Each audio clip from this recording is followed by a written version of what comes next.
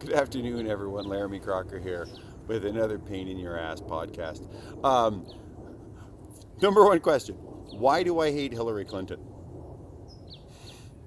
She wants you to be a rebel to her conformism. This rubs me the wrong way, right? So to me, I was raised, I had a communist mom and probably a libertarian dad. Who knows? He was always like, I'm going to be secret in how I vote. He voted for Humphrey, maybe. I don't know. He might have voted for Nixon. I don't think he voted for Nixon. I think he was kind of a good Berkeley liberal. Anyway, there is no point in being a leftist if you can't, number one, love freely, and two, think freely. That's what liberalism means. That's what I was raised up with. This whole shift that has happened recently, which is probably largely Clinton dollars, trying to shift the world, and whoever's on the right pulling the strings. The diametric, the dialectic has become this thing that I don't think any of us truly should philosophically agree with or actually do. Okay, so let's go back to my point. So if you're a leftist, then what you should believe in, what I grew up in, love freely and widely, think freely. So the left is now dominated by people like posting on social media shit what they read on Washington Post. Shit what they read in the New York Times, the New Yorker, right? Shit that they denigrated from the New York Post or from Breitbart, or, that's what forms public knowledge. We have things like C-SPAN. We have things like you can go directly and read the sources. You can read the transcripts of the Supreme Court, right? You can read the Quran. You can read about Sharia law. You can do all of these things, and you could be doing these things if you ever graduated from high school and they gave you a reading knowledge and a belief in critical theory and civics and government. Duh, right? So a lot of that's been gone. We decided, you don't really have to learn how to think critically. You just learn how to think this other way. I don't know what the fuck it is, but the point of being a left is you should be able to love widely. So the left is now hating on everybody. They're hating on Christians. They're hating on Republicans. They're hating on conservatives. They hate on white men. I'm not keeping score, but if we wanted to keep track of what white men have done in the world in terms of Christianity, the Reformation, the Enlightenment, thank you very much. We've done our share. Also, 5,000 years of Chinese history. Also, 1,400 years of Islam. Also, right? Like, we're humans, and we've broken up into these little camps, right? And we all have something to contribute. And for any branch of government or any person or any Arthur Miller crucible waving or 1984 waving person to come up and say, you guys are the dummy fuckers, we're right, we have science on our side, and fuck you, is Puritanism, right? And to say we don't like your system, we're going to institute this other system called communism or socialism or globalism or whatever the fuck it is autocracy, right? So after thousands of years of human history, we've come up with something amazing. It's called the U.S. Constitution. It's widely emulated, but never emulated in full. It never has the true power of the courts, which is to say, there's three branches of government, right? You got the executive, the judicial, and the legislative. You got Congress. Congress makes the laws, it's the supreme law of the land. States can make subordinate laws as long as they don't violate the preamble of the Constitution, which includes the Creator, which means there's something bigger than us that we understand that put us here. And it gave us some natural laws. And of them, we think that, pretty much most people believe in free speech. Most people believe in liberty. Most people believe in not killing each other. Like, these are things that are kind of discussed a little bit in the Constitution. Now, to people who are like, the Constitution's dead and blah, blah, blah, blah, blah, blah.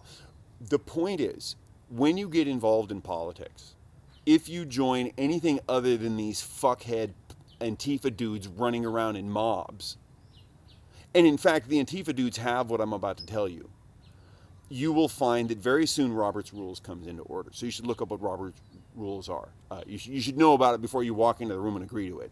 What Robert's Rules is how you walk into a room and agree to shit.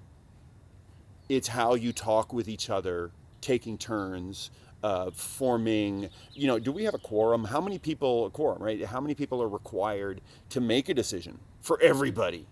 Right? Do we all have to snap our fingers? Do we have to vote? Do we have 51%? Do we have to kill everybody who doesn't agree with us? Like Robert's Rules answers, a tenth of that, right?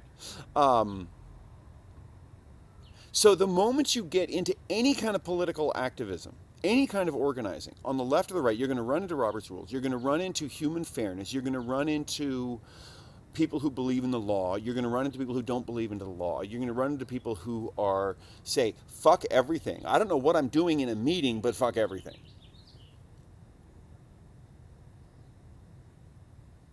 So let's talk about some roles that we can play in society. And by the way, what I meant to say about Robert's Rules was once you find that you have to agree with people, and even Antifa people have meetings, right? Even though they're totally anti, hierarchical, blah, blah, blah, and they're totally anti-capitalism, they're totally anti-business, they're totally anti-politicians, they self-organize. So there is some natural law that allows us as beings to talk to each other and come up with some consensus and then form enough of a might that we can make that be reality. Over thousands of years of evolution, political evolution, who knows where the fuck we came from? I'm not gonna vote on that. But over thousands of years of recorded history, we have come up with a system that's pretty fucking good. Everybody in the U.S., even the homeless guys on Shattuck that I step over every day, have a life that is so much better than 80% of the rest of the world. That's America, right? That's what we've done. We've made it so that even the most indigent, the most mentally ill, uncared for, unwashed masses still have it pretty good and have lots of Christian and otherwise religious people and good servants of the society ready and willing to help them. And, people still have a hard time in this country. But show me a country where we have it actually better for everybody. This is the land of opportunity. And you would have learned that in civics class if they hadn't banned your civics class. You would have learned that the Constitution is probably the thing that's most emulated and never gotten right. Because everyone wants to say, oh, well, yeah, but we're going to let common law continue. We're going to let the royals still run things. We're going to let the church still be involved. We're going to let the imams be involved. Once you let those assholes in, you don't have social rules such as Robert's Rules or such as the Constitution or such as democracy. A true democracy is a trick. The Greeks worked on it, a couple thousand years ago. They were kind of wiped out by Islam, like trashing the Middle East and spreading into Europe, and then a bunch of Christians all killing each other because they couldn't agree on which version of the Bible they liked. There's no angels here, right? So something came out of Western European history, and something came out of Greek philosophy. And the thing that I want to talk about that came about of Western history is this dude called Shakespeare, right? And so Shakespeare's my favorite line. All these Shakespeare people can go look it up and correct me and what he actually said. But basically the concept is the world is a stage, and we are just players upon the stage. I'm sure he said it better. I love Shakespeare. The other thing he said was the play is the thing. Like, that's what life is about, is the play. So when you're truly enlightened, you can be like, I'm here to play. I'm a whole lot better than a rhinoceros beetle. I still have to get up and, fuck some dudes in the butt because I have to survive. But I'm not really a rhinoceros beetle most of the time. Most of the time, I'm a post-Platonic, post-Enlightenment. Thank you, Western history. Thank you, 5,000 years of Chinese civilization. Thank you, Mesopotamian, agglomeration of everything the best from the Middle East and Egypt and, whatever the Egyptians were hanging on to. Thank you for hanging on to all that stuff. Because now I can sit here talking to a computer, which might talk to many, many people out in the world who are sitting there on their phones, Dick Tracy style, talking to each other through the fucking air. Right? This is alchemy. This is magic. We are living in magic times. People are bitching about, oh, white men. It's like, well, fuck you. You know, we are talking to each other through the air. Millions of years of humans would be like, what are you doing? You're magic. You're all sorcerers. Okay, so the play is the thing. We're here on this magic stage.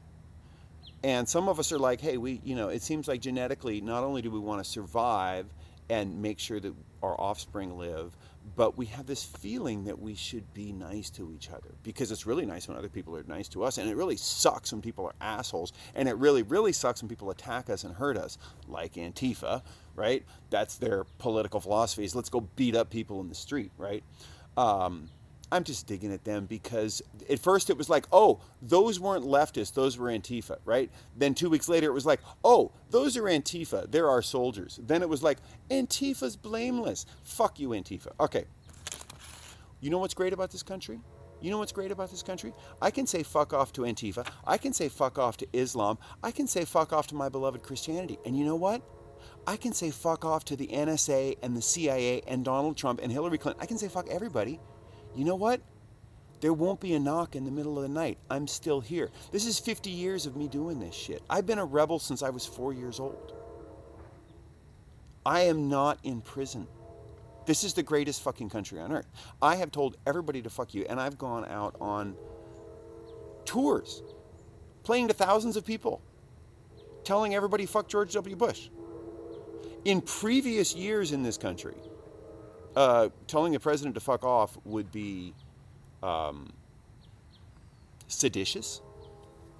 Anti-war protesters before World War I could be rounded up on treason charges. So when you go out to your anti-war protests, and I go out to anti-war protests, remember that you are protesting a policy and not the brave men and women who are out there fighting for your ass, for your right to protest. You are not fighting the duteous and hardworking public servants that are in office making bad decisions.